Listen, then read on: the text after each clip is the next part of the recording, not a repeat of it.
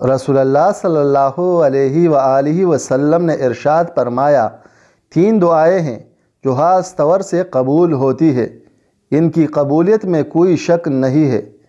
ایک اولاد کے حق میں ماں باپ کی دعا، دوسری مسافر اور پردیسی کی دعا، تیسری مظلوم کی دعا۔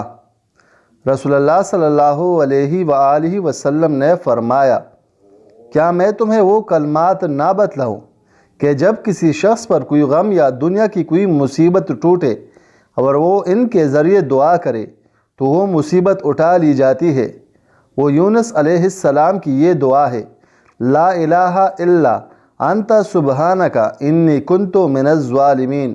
ترجمہ، الہی تیرے سوا کوئی معبود نہیں، تو پاک ہے، بے شک میں ظالموں میں ہو گیا۔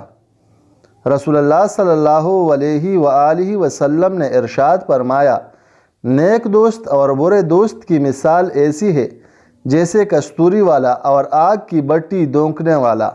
کستوری والا یا تو وہ تمہیں عطیہ دے دے گا یا تم خود اس سے خرید لو گے یا پھر تم اس سے اچھی خوشبو پالو گے، جبکہ بٹی دونکنے والا یا تو وہ تمہارے کپڑے جلا دے گا یا تم اس سے گندی بو پاؤ گے۔